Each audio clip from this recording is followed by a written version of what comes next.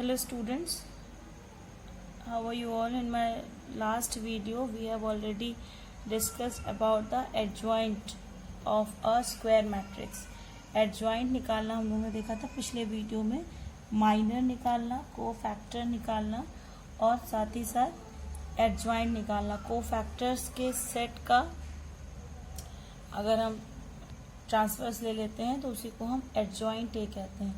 अब adjoint A की help से हम इन्वर्स मैट्रिक्स, इन्वर्स किसी मैट्रिक्स का इन्वर्स या प्रतिलोम निकालना सीखेंगे।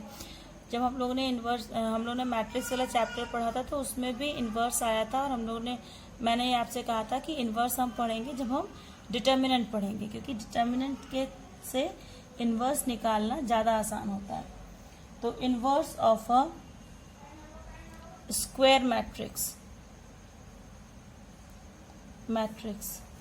या हिंदी में अगर हम इसे कहें तो वर्ग आव्यूह का प्रतिलोम, वर्ग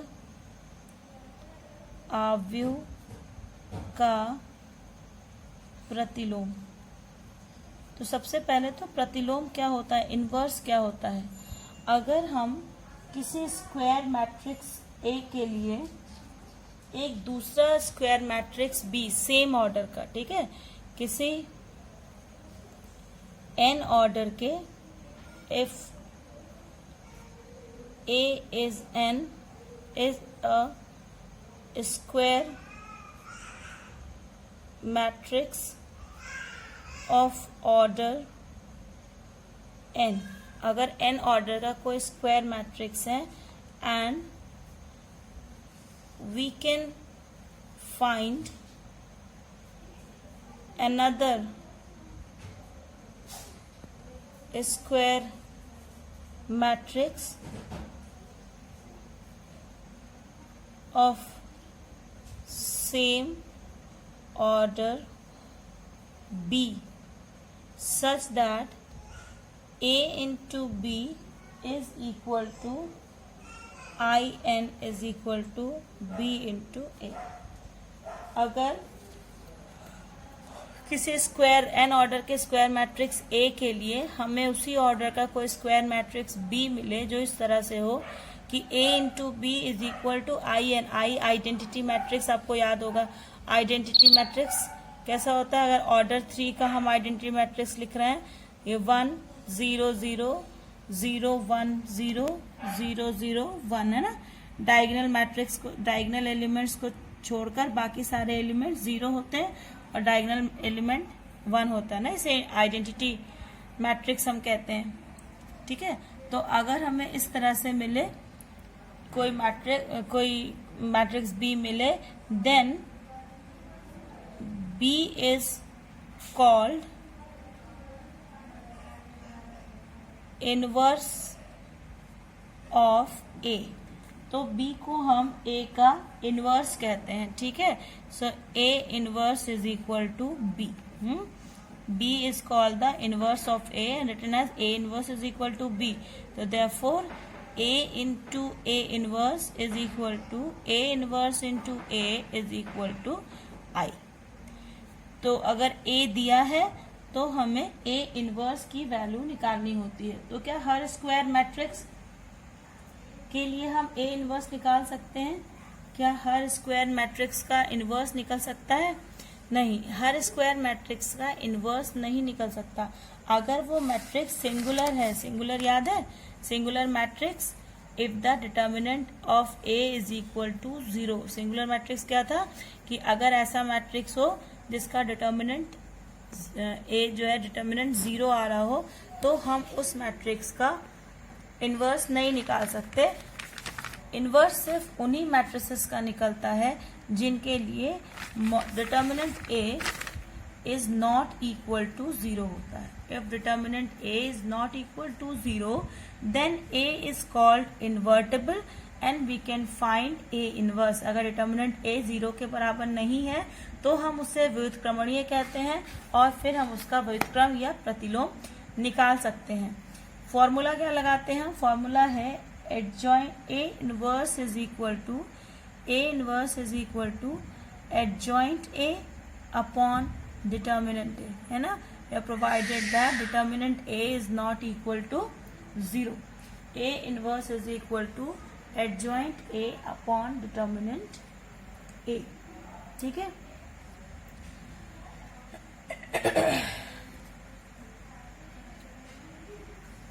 Then it is called, you can prove it very easily.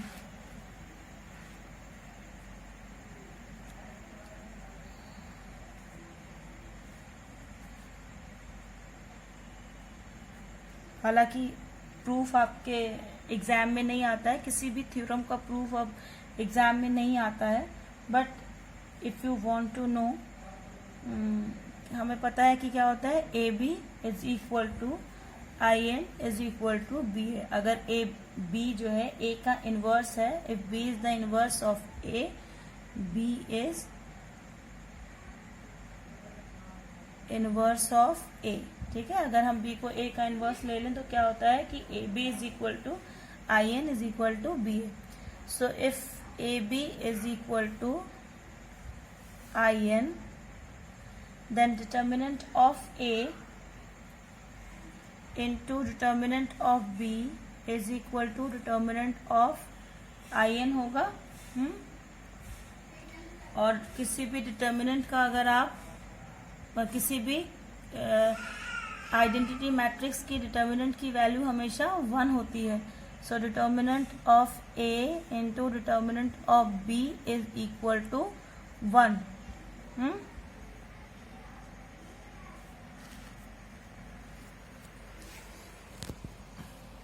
So determinant of A into determinant of B is equal to अगर 1 है तो इसका क्या मतलब हुआ कि it implies that determinant of A is necessarily not equal to 0, क्योंकि A और डिटर्मिनेंट क्या होता है, determinant is the real value, determinant is the value associated with the matrix.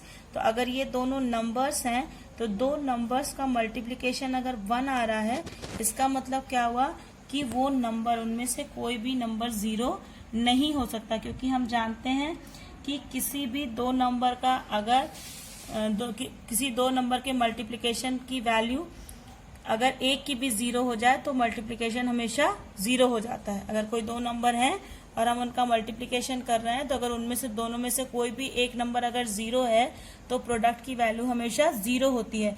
लेकिन यहाँ पर हमने देखा कि determinant A into determinant B is equal to 1 है, तो इट इम्प्लाइज दैट कि determinant A is not equal to 0. ठीक है.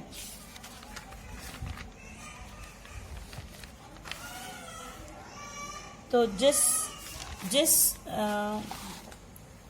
जिस मैट्रिक्स के लिए डिटर्मिनेंट ए की वैल्यू 0 नहीं होगी उस मैट्रिक्स को हम इन्वर्टेबल मैट्रिक्स कहेंगे, और उसका इन्वर्स निकाल सकते हैं with the formula that A inverse is equal to adjoint A upon determinant A.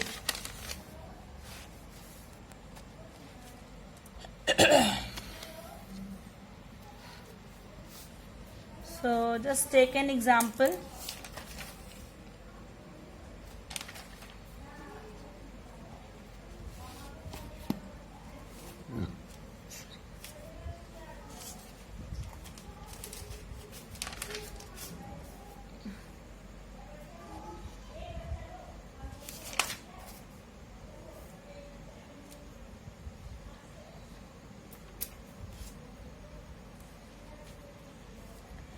Matrix है, matrix A is given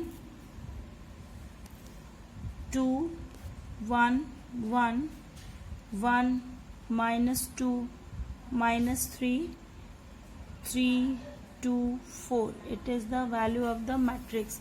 we want to find A inverse. A inverse निकालना है तो सबसे पहले हम देखेंगे कि ये इसका ए इनवर्स एग्जिस्ट करता है कि नहीं. तो हम कैसे देखेंगे, डिटर्मिनेंट ए की वैल्यू निकालेंगे. डिटर्मिनेंट ए कितना हो जाएगा, determinant 2 1 1 1 -2 -3 3 2 4.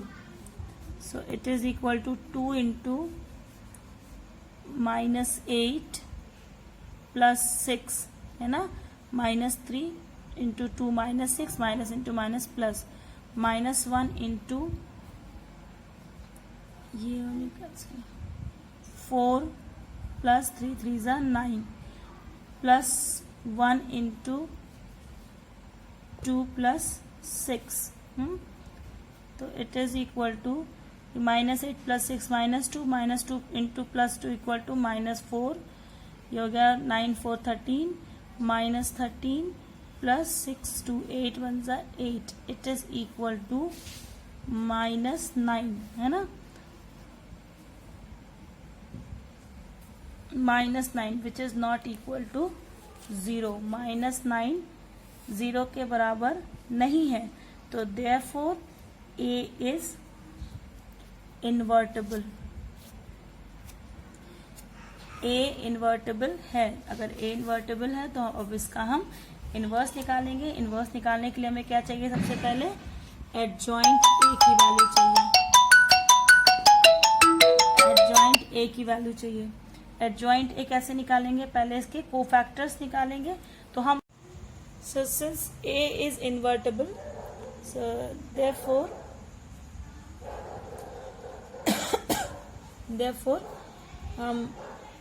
a inverse will exist, है ना, a determinant a is not equal to 0, therefore a is invertible and a inverse will exist।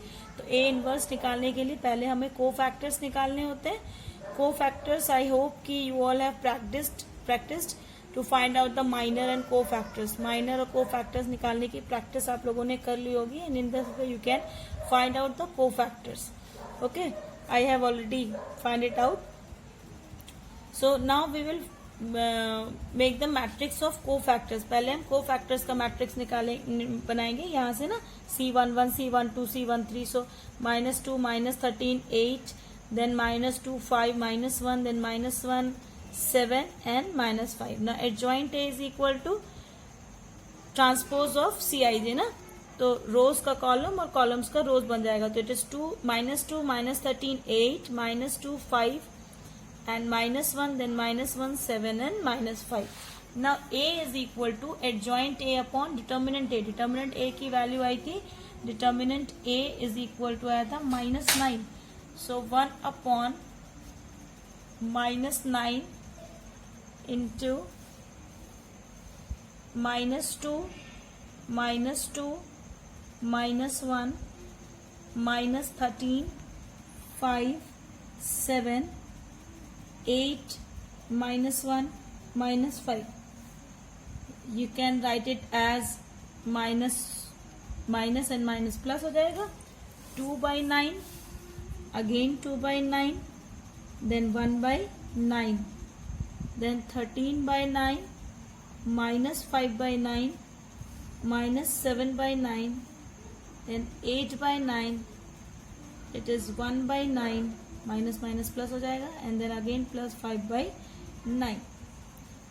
इस तरह से भी आप इसका आंसर लिख सकते हैं और इस तरह से भी इसका आंसर आप छोड़ सकते हैं, ठीक है। तो both the way you can write your answer.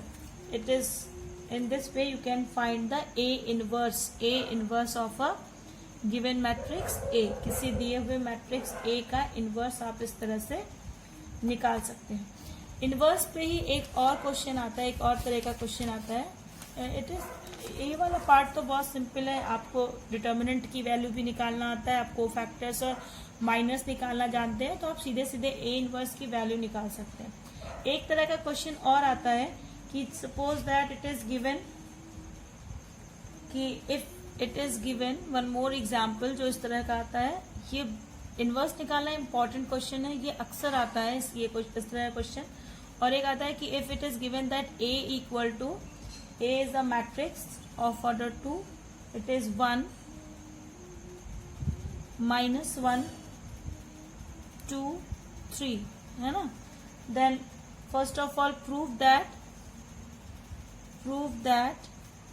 A square minus 4A plus 5I is equal to 0। You can prove it very easily। A square A into A square is equal to A into A। आप A square की value निकाल लेंगे, A की value दी गई, I क्या होगी, आई ये order 2 का मैट्रिक्स है, तो आई भी ऑर्डर 2 का ही हम लेंगे। आई की वैल्यू हो जाएगी 1 0 0 1, है ना। By putting all these value in LHS you can easily prove it it is equal to RHS, that is equal to 0। इसमें पार्ट क्या जो आपने अभी तक आपने सीखा वो क्या है कि to find out the value of A inverse from this equation, है ना। इस इक्वेशन की मदद से आप कैसे A इनवर्स की वैल्यू निकाल सकते हैं। जब आपने एक बार इसे प्रूव कर दिया, when you have proved it, then you know that it is कि a square minus 4a plus 5i is equal to 0, it is given, है ना। और आपने इसे प्रूव भी कर दिया, प्रूव कर दिया कि ये ट्रू है। देन मल्टीप्लाई और operate a inverse both side, operate both side by a inverse, यानी दोनों तरफ a इनवर्स से ऑपरेट करने पर क्या होगा, a इनवर्स इंटू 0, है ना। a inverse into a square minus 4a plus 5i is equal to a inverse into 0, तो it is equal to a inverse into a square minus 4a inverse into a plus 5a inverse into I is equal to A inverse into 0 is 0. Any matrix multiplied by 0 matrix is always equal to 0. So A inverse into A square is A minus 4. A inverse into A is I plus 5. A inverse into I is equal to A inverse. Identity matrix से multiply करने पर वही matrix आती है. It is equal to 0. So 5 A inverse is equal to, ये उधर जाएगा minus 4i का प्लस 4i और प्लस a का माइनस a, है ना।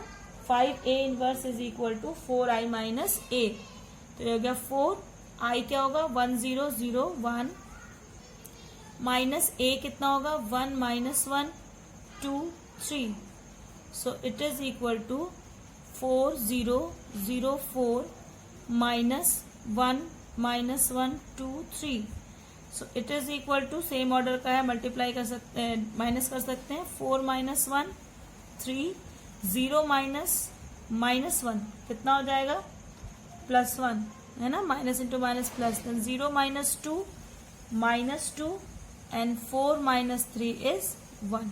It is the value of 5A inverse. So A inverse is equal to 1 by 5 3 1 minus 2 1. That's it is your answer, है ना। तो in this way you can find out the value of A inverse by a given equation of matrix. किसी दिए हुए matrix के equation से आप इस तरह से A inverse की वैल्यू निकाल सकते हैं. I will give you the PDF of more sums, और भी sums के मैं PDF बना के आपको दूंगी, but you practice by your NCERT with your NCERT books and the side books. NCERT के बुक्स और साइड बुक्स में जो भी क्वेश्चंस दिए हुए हैं उनसे आप इसकी प्रैक्टिस कीजिए. And the last and very important topic is left, that is to solve the system of linear equations. Linear equations के सिस्टम को सॉल्व करना है कि ये सबसे इंपॉर्टेंट टॉपिक है, and that last topic is left only. So we will discuss it in our next video में हम इसे डिस्कस करेंगे. But till then keep on practising, ज्यादा से ज्यादा A इनवर्स की वैल्यू निकालिए by the formula A inverse is equal to adjoint A upon determinant A. छोटे क्वेश्चंस आते हैं जिसमें सिर्फ उसकी इन्वर्टिबिलिटी चेक करनी है कि whether the given matrix is invertible और नॉट. दिया हुआ मैट्रिक्स व्युत्क्रमणीय है या नहीं है, तो उसमें आपको सिर्फ और सिर्फ डिटर्मिनेंट की वैल्यू फाइंड आउट करनी है कि अगर डिटर्मिनेंट A 0 नहीं है तो इन्वर्टिबल है, और अगर 0 है तो इन्वर्टिबल नहीं है. ठीक है, इस तरह से आप छोटे बड़े क्वेश्चंस के सॉल्व कर सकते हैं. So keep on practising, be safe, bye.